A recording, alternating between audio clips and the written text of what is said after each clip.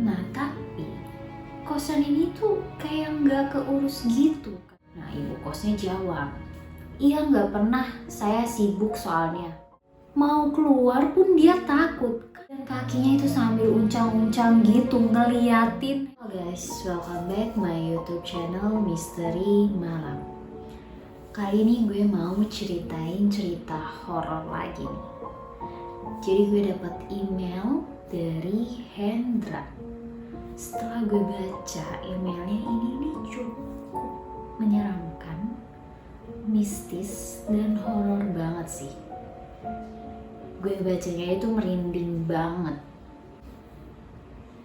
Daripada kalian penasaran, mending langsung gue ceritain aja ya cerita dari Hendra.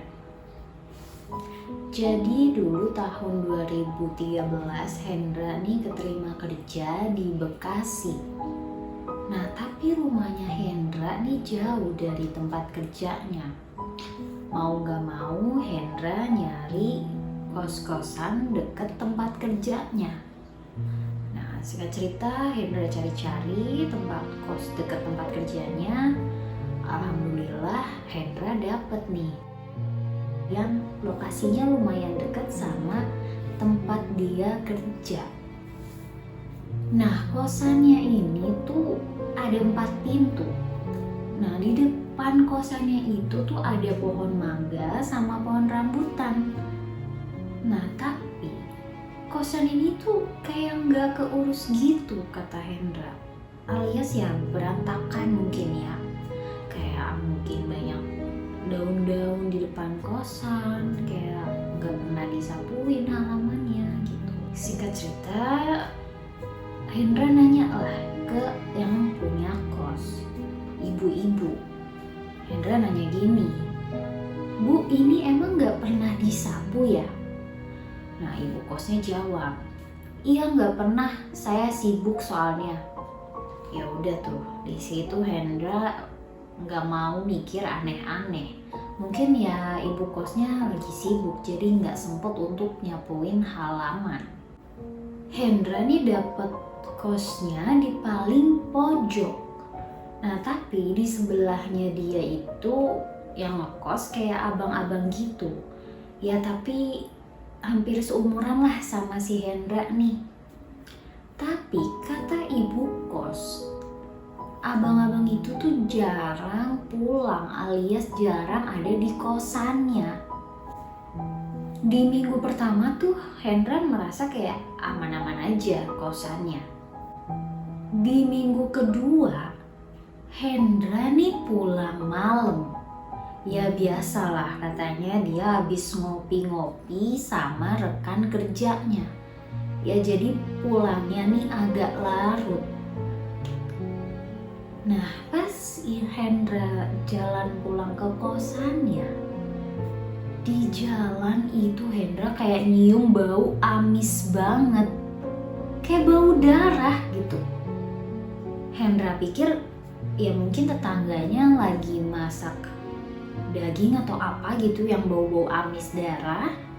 Hendra lanjut jalan aja tuh, nggak mikir aneh-aneh. Pas Hendra udah sampai di depan pintu kosannya, itu Hendra ngeliat ada pocong ngadep ke pohon di depan pohon mangga. Hendra di situ ngira kalau itu tuh jemuran. Tapi pas Hendra perhatiin lagi, itu beneran pocong dong. Itu bener-bener jelas banget dia diri di depan pohon mangga. Ya udah Hendra di situ buru-buru langsung masuk ke dalam kosan ya karena dia juga ketakutan. Dia udah bener-bener nggak bisa ngomong apa-apa lagi. Dia buru-buru masuk ke dalam, dia langsung setel musik, terus nggak lama dia baca-baca ayat kursi karena saking ketakutannya. Ya karena dia pulangnya nih larut malam banget. Merinding sih. Besoknya Hendra langsung sakit. Dia benar-benar langsung demam tinggi. Padahal dia harus kerja. Ya mau gak mau akhirnya Hendra izin ke bosnya untuk gak masuk kerja. Karena dia benar-benar demam parah, gak bisa aktivitas sama sekali, ya mau gak mau dia harus istirahat di kosan seharian. Ya udah tuh akhirnya Hendra izin ke bosnya gak masuk kerja hari itu. Nah singkat cerita udah istirahat hampir seharian.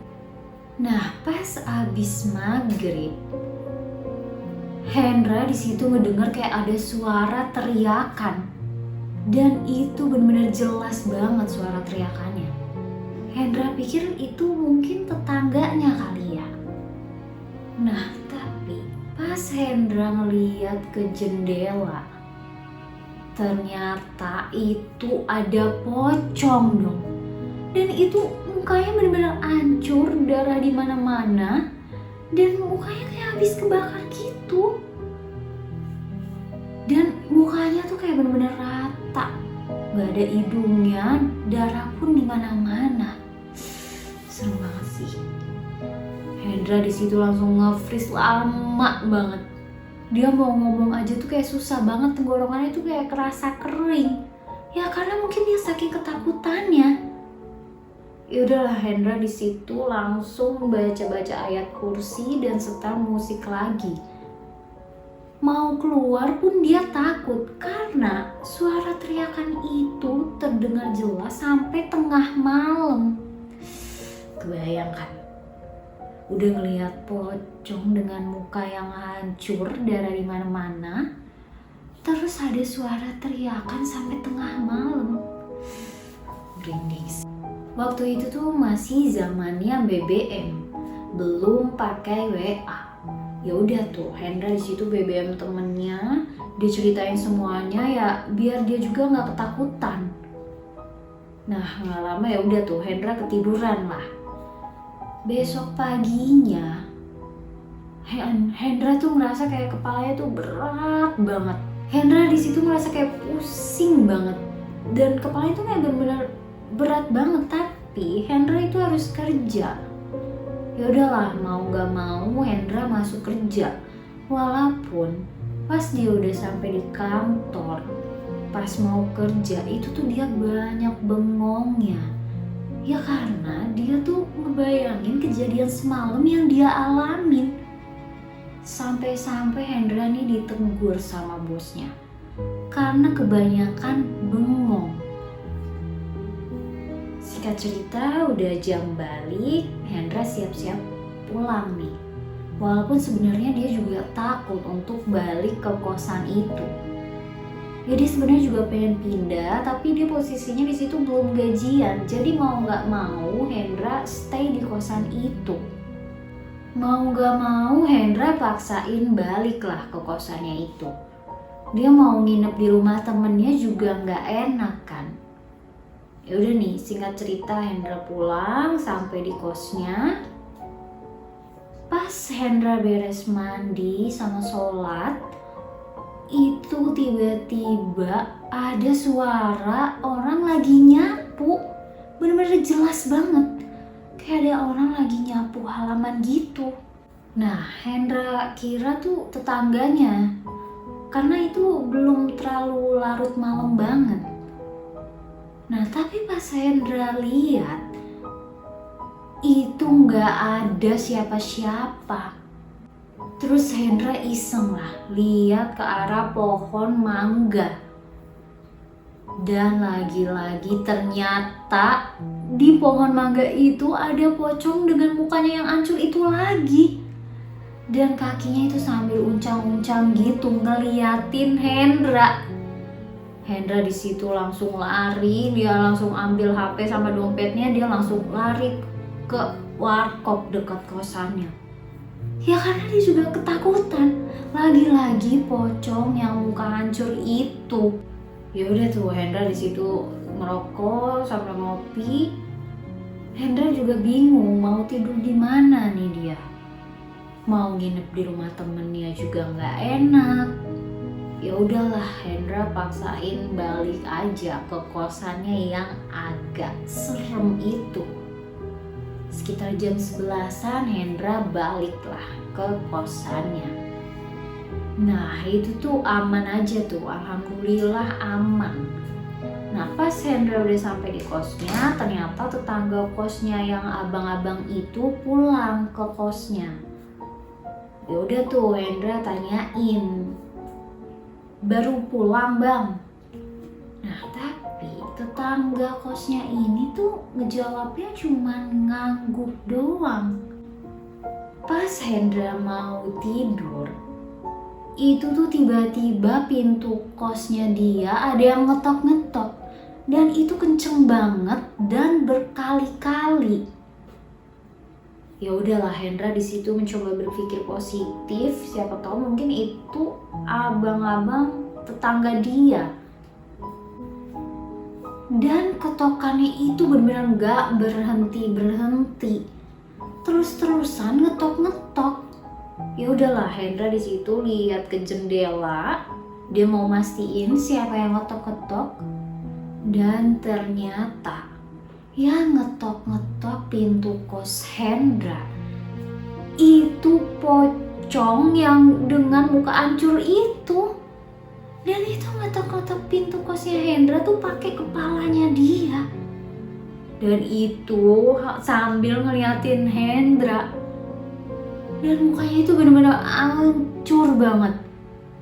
Ada belatungnya, terus banyak darahnya di mana-mana. Dan mukanya itu benar-benar rata, benar-benar hancur. Serem sih. Kebayang kan? Ngetok-ngetok pintu Hendra pakai kepalanya dengan mukanya yang hancur. Dan ada belatungnya. Dan Hendra di situ ngeliat jelas banget hidung si pocong itu masih ada kapasnya dong. Serem banget sih. Hendra di situ benar-benar nge-freeze, benar-benar nggak bisa ngomong apa-apa, benar-benar ketakutan. Dia benar-benar nggak bisa gerak sama sekali karena mungkin saking ketakutannya. Hendra di situ langsung pingsan, benar-benar pingsan. Singkat cerita, dia baru bangun itu besok paginya nih. Nah pas paginya itu Hendra ngerasa badannya lebih parah daripada kemarin. Kepalanya berat, pusing, pikirannya juga gak karuan. Tapi dia harus berangkat kerja.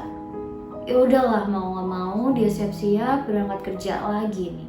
Walaupun kondisinya benar-benar dia ngerasa badannya tuh gak enak banget.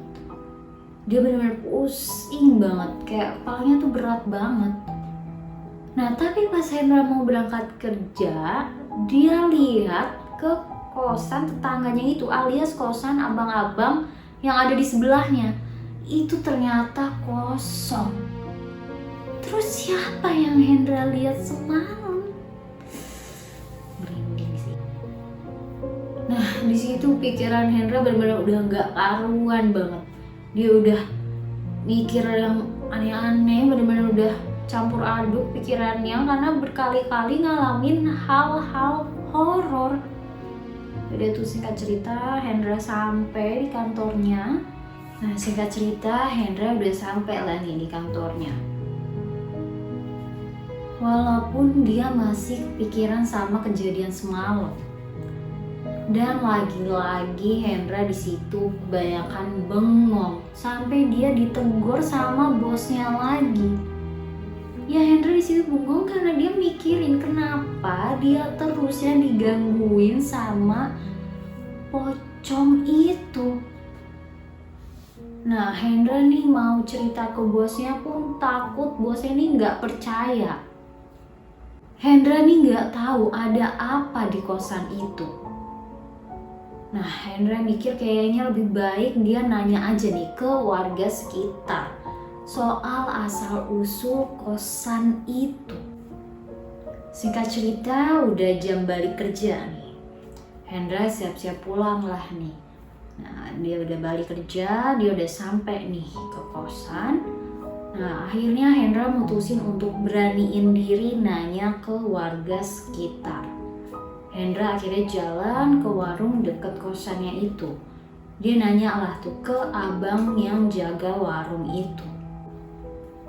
Dan abang itu langsung jawab. Abang itu bilang gini ke Hendra. Dek, dulu itu emang ada yang bunuh diri alias gantung diri di pohon mangga itu.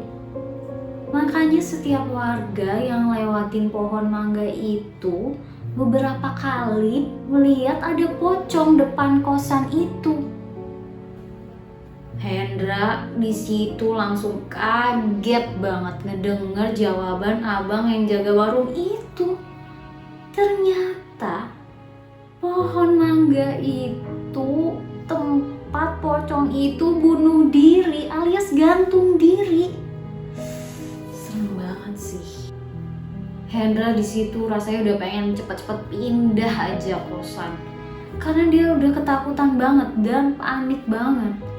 Ya tapi posisinya itu udah malam. Yaudahlah, Hendra akhirnya beraniin diri pulang ke kosannya.